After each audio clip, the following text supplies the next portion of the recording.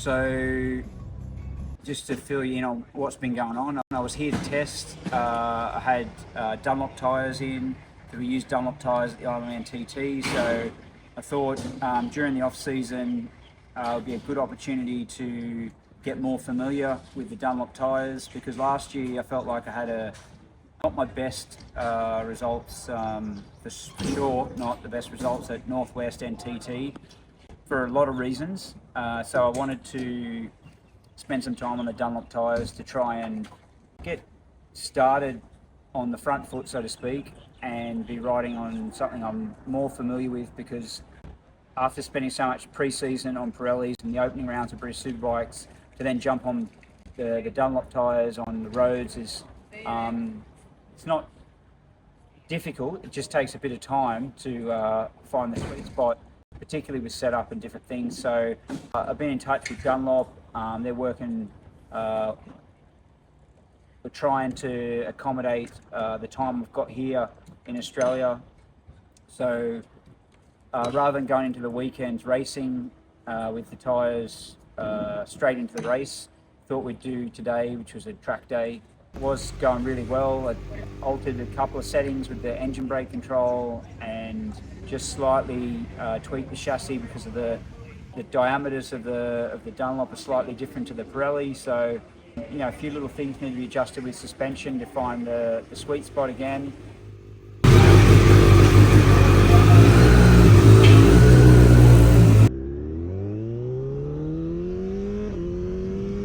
I'll just talk through a lap from my perspective. So at this point here, we're in the start-finish straight in top gear, heading into turn one, which is a left.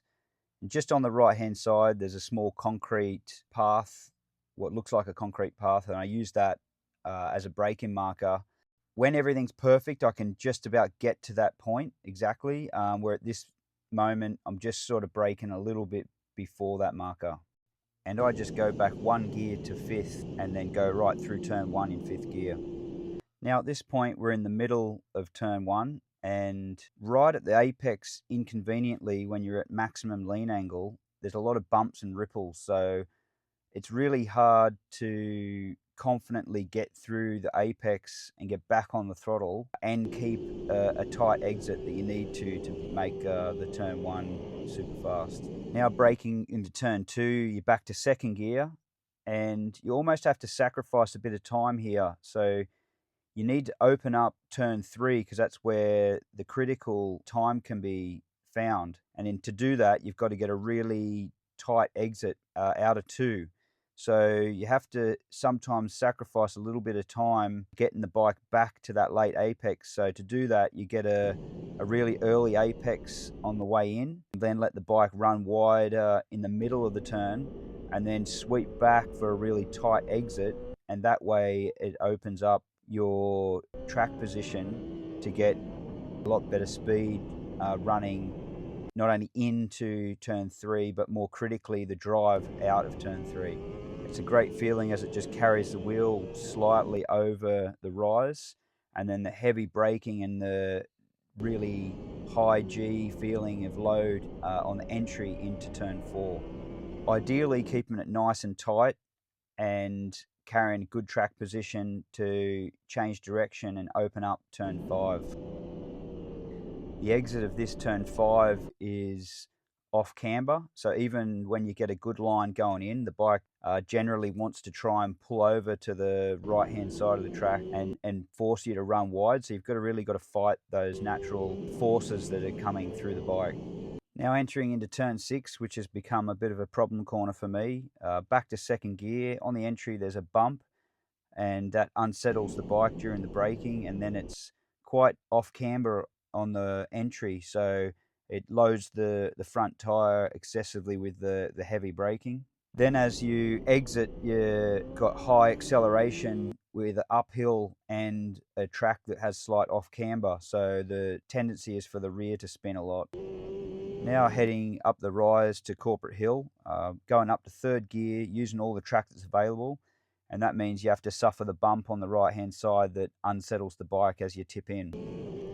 It's critical to get right back to the apex here, and with this corner being downhill and off camber, it's really hard to not only get to the apex, but to hold the bike on that line.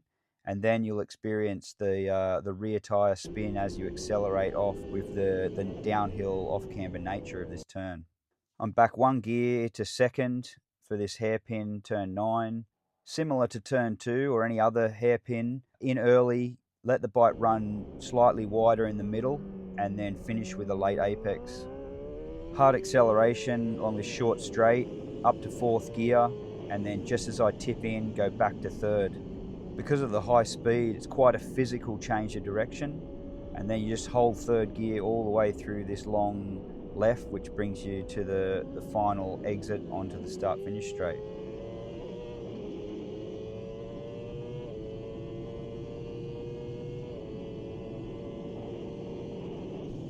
Not only have Dunlop sent out their latest spec tyres for me to try, but they've also sent out Gary Purdy, who's worked with Dunlop for many years, and his role is to oversee everything that's happening on track, but also document all the processes. So he will monitor the track temperature, the tyre pressures, the tyre temperatures, the tyre wear, the number of laps we've done, and report this information back to Dunlop so that they can evaluate where their tyres performances are.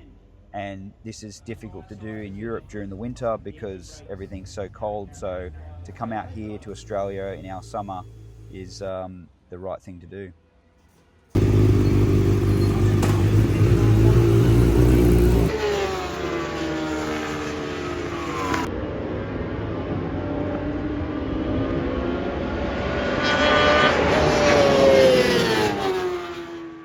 I've done quite a few days of riding and racing here at this same circuit with the same bike, so I've narrowed down a setup that I'm quite happy with. But when you change brand of tyres, you often are changing the rolling diameter and profile of the tyre as well.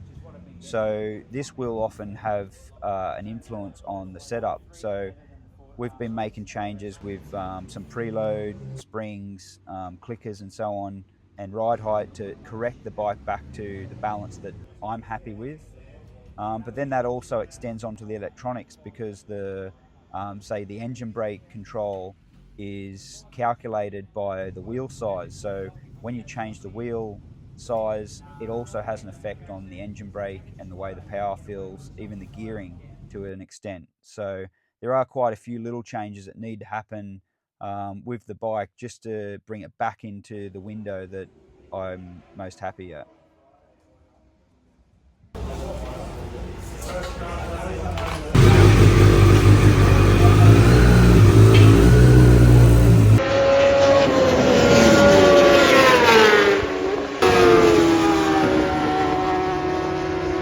So I think it's quite obvious that testing is critical to improving performance.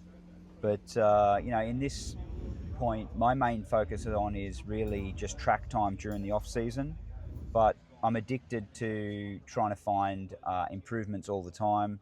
And then particularly in this instance, when we've got tyres to test, then there's a whole new variety of parameters that we can experiment with. And this is bringing not only information to me, because I'm going to be riding on Dunlop tyres at the Northwest 200 and the Isle of Man TT. So I'm getting more understanding of the way the bike performs and how the tyres feel.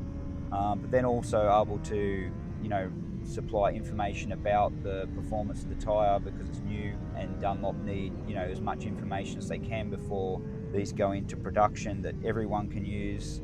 But then I think the greatest advantage of it is just more time and more familiarity with the material that you're going to try and find the limit of when you're out there racing. You have to stop it.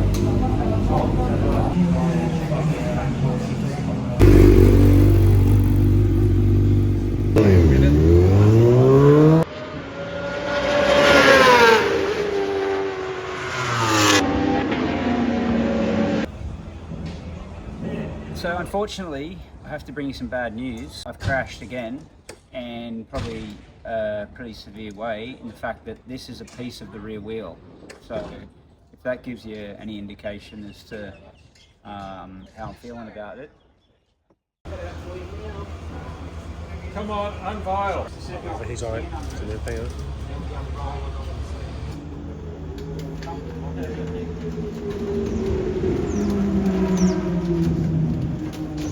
That fucking tyre is so hot.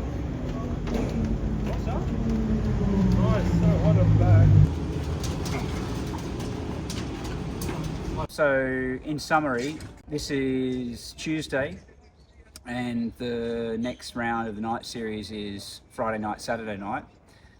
So, I should cut to the point and say that I won't be racing. The bike is too far damaged to make a repair.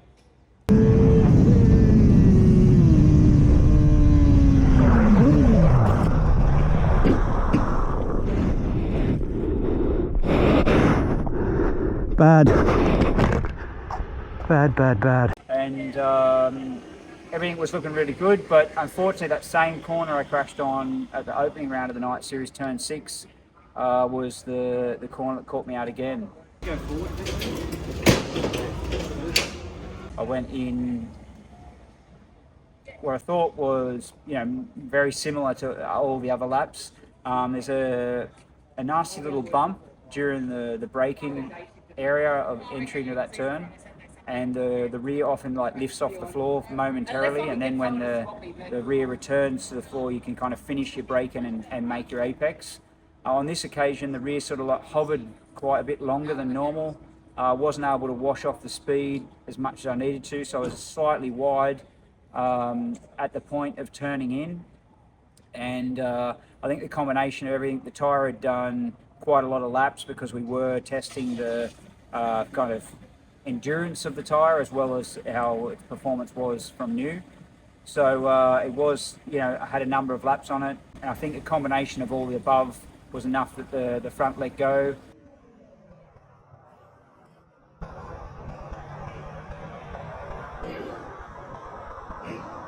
We had quite a hot day today, so track temperature was up. Track felt a bit greasy. It's anyone that's ridden this circuit knows that that's a bit of a horrible corner on a good day. So yeah, the reality is I've crashed again, and this time, unfortunately, too much to repair. I can see just by having a glance at the bike, there is some stuff I can repair, but the forks are bent, the triple clamps are bent, the swing arm's bent. So these are major components that I don't have spares of, and they're not parts that are easily come by at short notice. So that just kind of rules me out of the racing this weekend. So if I look for the positives in every opportunity, I'm perfectly okay. No injuries or anything like that to report. So we can finish our summer break, and we'll be shortly heading back to the UK anyway, and then over to Spain for a few days in Monteblanco, and then over to Almeria. So we'll keep you up to date with what happens in the lead up to that. Not wanting to be defeated in the time it takes to watch an episode, I've found a solution to carry on racing. And unfortunately, it hasn't been by fixing my Dow Racing Honda. I've been on the phone, spoke to Clarissa and Somai, and they've said it's okay to ride my R1. So I've dragged this non-running R1 out of the museum, and after a phone call to Stewie Winton, I've found a reason for why it didn't have spark. There's a crank trigger, which is on this particular model incorporated with the stator. So apparently these are a regular failing point.